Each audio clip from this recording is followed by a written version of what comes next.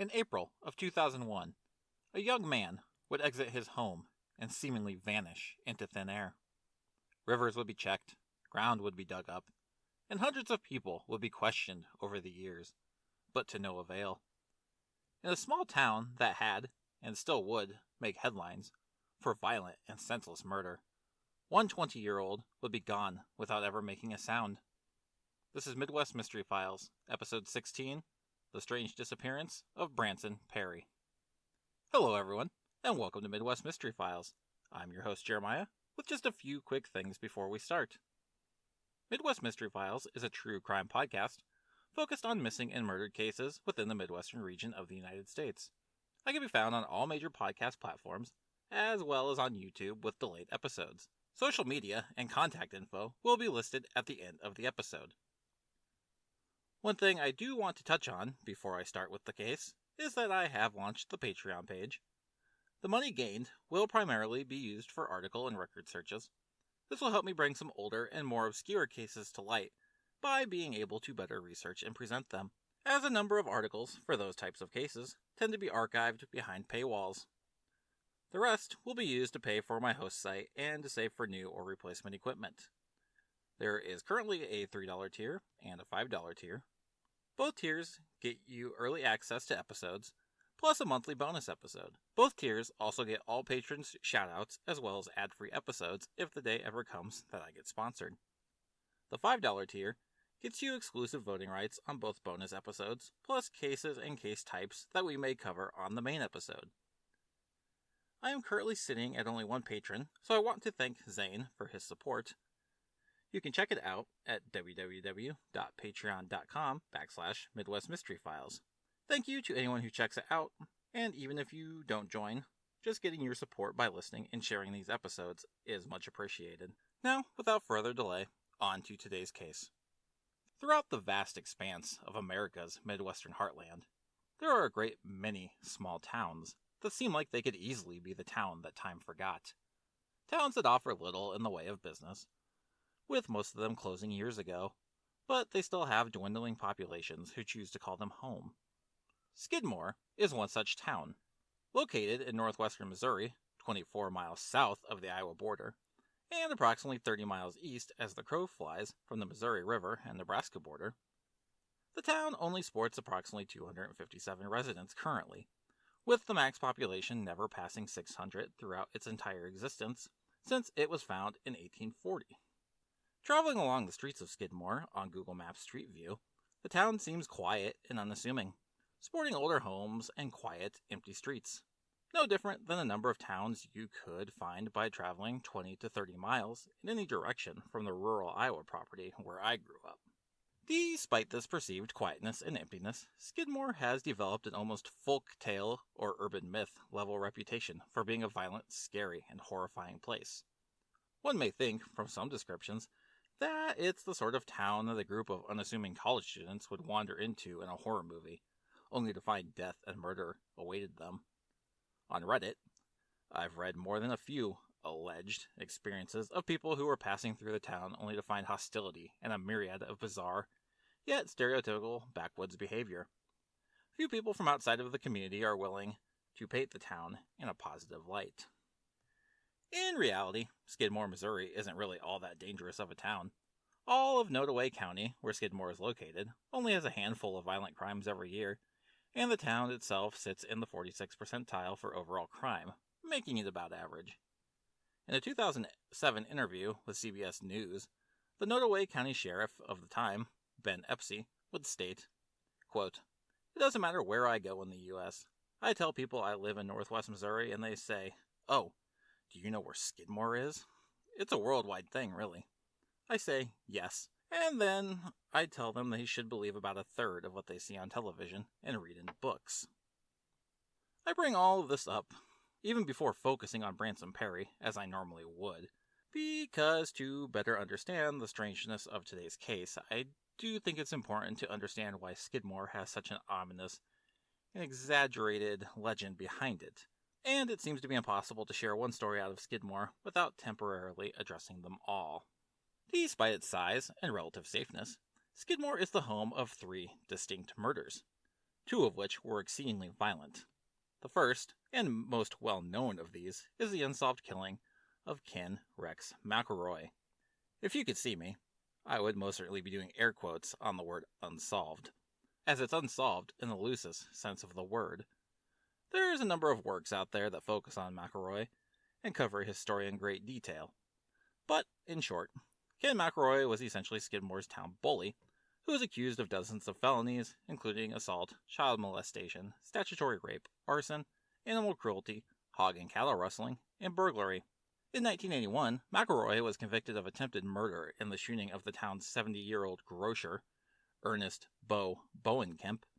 However, McElroy was able to successfully appeal the conviction and was released on bond, after which he began a harassment campaign against Bowenkemp and those who were sympathetic to him.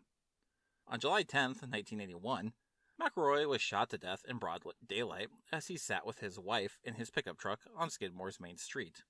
He was reportedly struck by bullets from at least 2 different firearms, and witnesses to the crime was a crowd of people estimated as numbering between 30 and 46. Despite an investigation and a large number of witnesses, no conviction has ever been made or a suspect named, as apparently no one saw anything.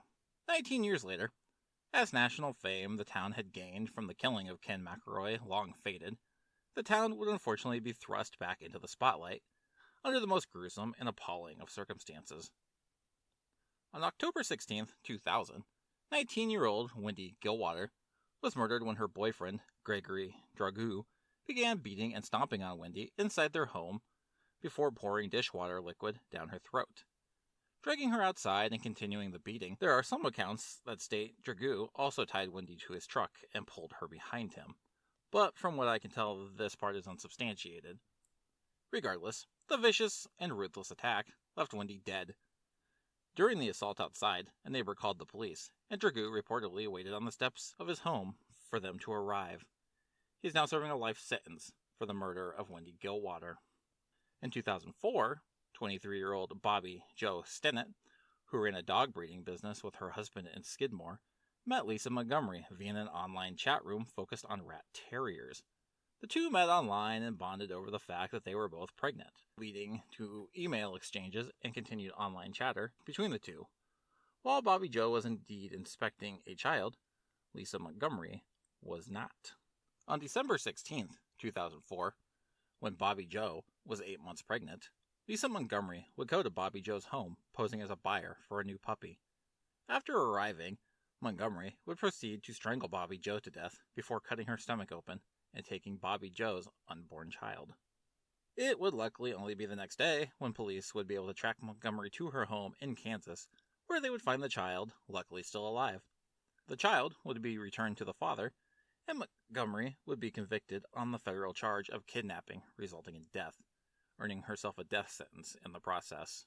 She was executed by lethal injection in January of 2021. While 2 of these cases have thankfully been solved, and one of them is a case that I don't think anybody is losing any sleep over not being solved, one mystery that contributes itself to the lore and rumors of Skidmore still goes unsolved. A cousin to Wendy Gilwater, and a relative via marriage to Bobby Jo Stenton, Branson Perry would go missing from Skidmore in the time between the 2 heinous murders. Not only disappear, but seemingly vanish into thin air, with no sign of him to ever be seen again. And that's where we come to now. Branson Kane Perry was born February 24th, 1981, to Bob and Rebecca Perry. There's not much on Branson's life growing up. However, it has been noted that he has one brother, and that he graduated from Nodaway Holt High School in 1999, with Rebecca and Bob divorcing shortly after in the year 2000. He has been described as being a kind person who would do anything for anyone.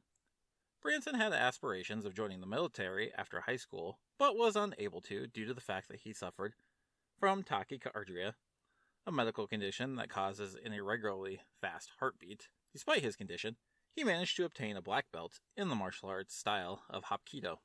Upon graduating high school, Branson would work as a roofer for a time. After losing that job, he would begin working for a traveling petting zoo while he looked for new employment.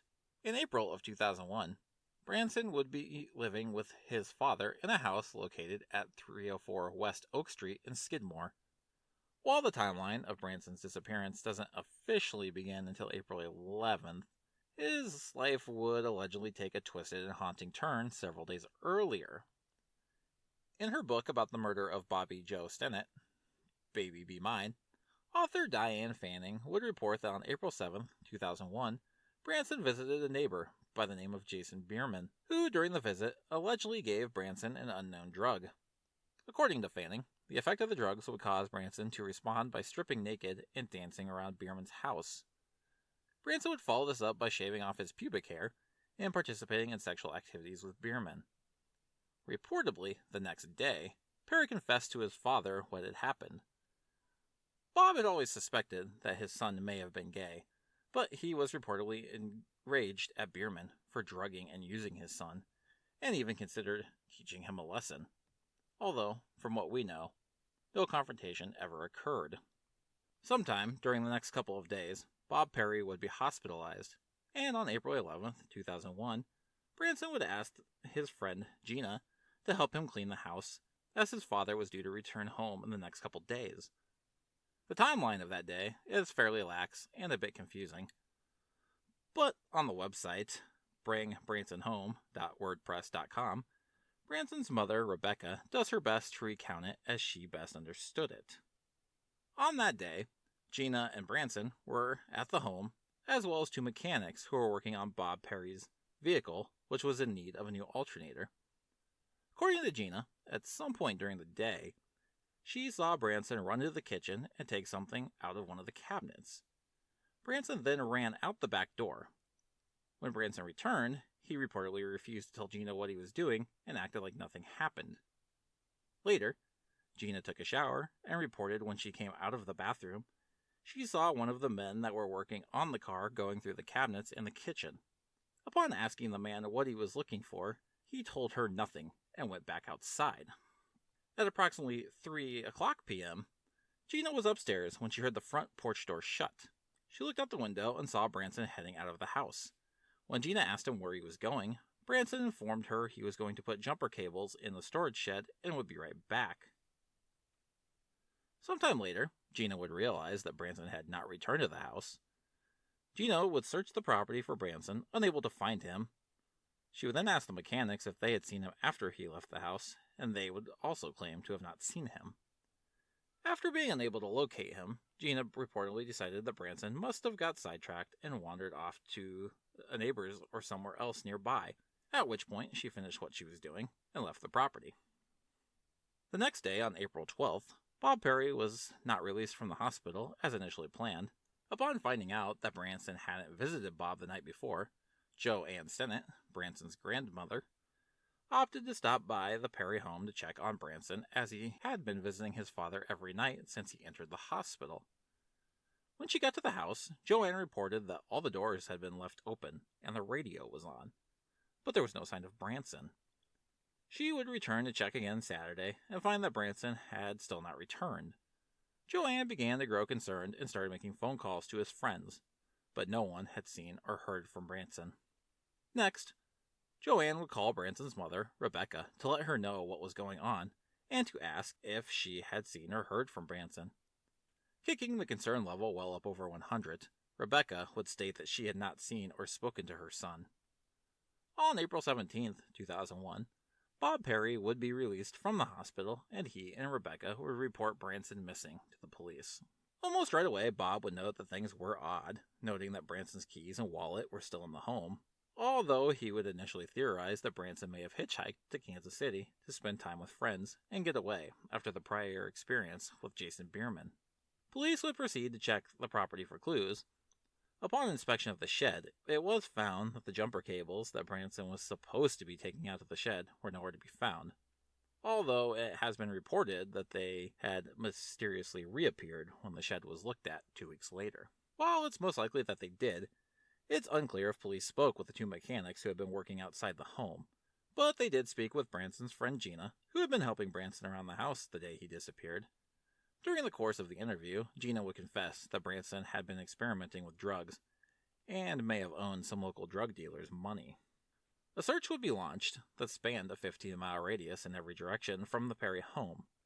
Fields, oil wells, and even outhouses would all be searched, but not a single sign of Branson could be uncovered. Tips would start to flow in heavy at first, leading to continued searches of rivers and farm ponds, and interviews with several people, including Branson's drug acquaintances, but nothing concrete or usable would come from any of it.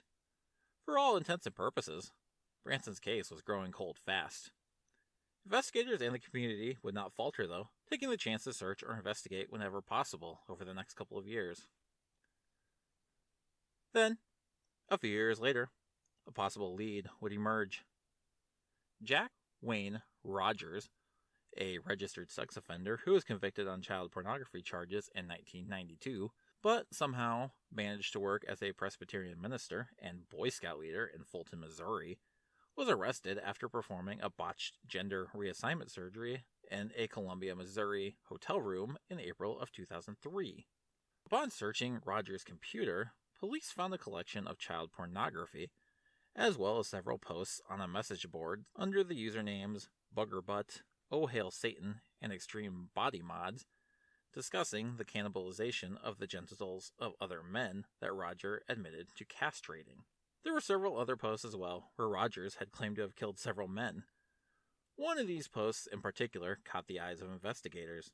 One post detailed how Rogers had picked up a blonde hitchhiker, raped, tortured, and killed him, and then dumped his body somewhere in the Ozarks. To investigators, the description of the victim in the post bore a strong resemblance to Branson Perry. But when Rogers was questioned about the message board posts, he insisted that they were all made up and deep fantasy. Officers would proceed to search Rogers' home and car and would find a turtle-clawed necklace similar to one that Branson was known to wear. Despite all of this, nothing was concrete enough to connect Rogers to Branson Perry, and in 2004, Rogers was convicted of assault, illegal surgery, child pornography, and obscenity. He received a 17-year sentence for assault, 7 years for illegal surgery, and 30 years for child pornography and obscenity. This, unfortunately, would be the only major public lead that would ever come about. And unfortunately, the following year, Bob Perry, Branson's father, would pass away without ever finding out what had happened to his son. Over the next several years, more searches would continue. Police would continue to follow up on leads, a billboard would be erected, and Branson's case would be featured on America's Most Wanted. A tip even led to a 2-day excavation in Quitman, Missouri in 2009, but all this would fail to generate new leads. Unfortunately, Branson's mother, who had remarried and at the time was known as Rebecca Clino, would fall ill and pass away in February of 2011. Much like Bob before her, she was never able to uncover the truth of what had happened to her son. That spring, on the 10-year anniversary of Branson's disappearance, Nottoway County Sheriff Darren White would be asked to speak to the News Tribune, and when asked about the status of the case, he would simply state, quote, "We haven't received any tips lately. Not since last year. Every now and then, we'll get something." In 2021, despite little movement on Branson's case, now Nottoway County Sheriff Randy Strong would show a hint of a bit more optimism, telling News Press Now, quote, "There have been some really good detectives that have worked on it in the past. I know most of them from the Highway Patrol and different agencies that have come in and looked. They've laid a really good foundation, and I think they're on target. It's just up to us to pick up the ball and see where we can take it and finish." Gina, the last known person to see Branson, would also speak out on the 20th anniversary of his disappearance, telling KMBC News 9, quote, "Branson doesn't just leave and not come back. That's just not him. The family and I think it needs to stay in the media to let everyone know we haven't given up. We are still looking for him and for answers." This year will mark 21 years since Branson Perry walked outside of his house and virtually disappeared into thin air. This is honestly the biggest head-scratcher I've covered thus far, and even after I began writing this episode, I would constantly stop and go back and look through all my sources, even search for more, just on the off chance that I missed something. But what I've presented here is essentially all I could find. And once again, it was one of those cases where I wasn't sure if I should proceed with such little information, but that's when I always remind myself these are the ones that need the most attention. I hesitate to spend a great deal of time on theories with this particular case, as I feel like there's too little to go on for me to make any sort of educated speculation based on facts known. All I can really say is that it comes down to two choices. Either Branson left of his own volition, just up and walked out the door and kept going somewhere, but this is something everyone who knew him said was insanely uncharacteristic of him. Or he met with foul play and is most likely now deceased. Given the bizarre circumstances here and the abrupt disappearance, I have to lean towards the latter. That gives us three main things to look at. The first being Jason Bierman. Some folks online have speculated that there was a chance that Bierman could have been concerned that Branson Perry would go to the police and report what had occurred in his home. This may have led to some sort of retaliation, which sounds plausible enough. However, there's not a lot of information available on that particular incident, and it's also unknown to what degree Bierman was involved in the investigation or what his reaction was to the disappearance. In short, I just don't have the information to go on to say anything at all. Next comes Jack Wayne Rogers. This is another strange angle to look at. Rogers made some rather big claims in some of his message board posts, and certainly had a sick proclivity for young boys. However, going from possession of child pornography to castrating young men and eating their genitals is quite a jump, especially since there doesn't seem to be any trail leading back to any potential victims, and besides Perry, it doesn't appear that the name of any other missing or murdered persons came up to match any of the other alleged victims. Not saying that Rogers didn't commit these acts. It's certainly possible. It just seems unlikely. The necklace being found in his car is indeed quite suspicious, and at least one source claims that castration equipment was found in his home. But then again, he was also doing illicit gender reassignment surgery, so it's not surprising that he would have the tools he may have deemed necessary to complete such a job. Lastly, there's a chance that Branson was abducted and met his end at the hands of drug dealers to which he owed money. Gina alleged that Branson had begun experimenting with drugs and had supposedly worked up a substantial debt. According to Gina, Branson was also acting strangely that day. There was the business of Branson taking something out of the cupboard and running outside, only to have one of the mechanics working outside digging through the same cabinet later. Were these men involved with the same people Branson were? Was there some sort of deal that went south going on right before Gina's eyes? Maybe. The two men working on the car have never been named, and it's also unclear as to what level they were questioned or involved in the investigation. Outside of Branson completely disappearing, the whole cupboard business is definitely an eyebrow-raising event. At least in my mind. Whatever the case, or who was involved, Branson going to head out back would have been an ideal time to grab him. April 11th, 2001 is a strange day to me now, as I was turning 14 years old that day. I could never suspect that as my parents were getting me cake and presents, two other parents were losing their 20-year-old son to circumstances that have yet to be uncovered. In a town known primarily for a few violent and heinous crimes, one of its biggest mysteries would occur in utter silence and with absolutely no one watching. In the time since, both those parents, as well as Joanne Stennett, Branson's grandmother, have passed away without ever getting that joy to celebrate Branson's future birthdays with him, or any other major life events or milestones. Branson Kane Perry was last seen on April 11th, 2001, exiting his home at 304 West Oak Street in Skidmore, Missouri at approximately 3 p.m. Branson is described as a Caucasian male with blonde hair and blue eyes. He wears his hair very short and occasionally shaves it off. He has a small faint scar on the upper part of his right cheek and a small scar on his left knee. He has a heart-racing condition known as tachycardia. At the time of his disappearance, he was 5'9" and 155 pounds.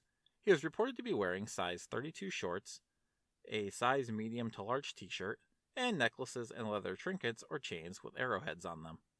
If alive today, he would be 41 years old. Foul play is suspected in his disappearance.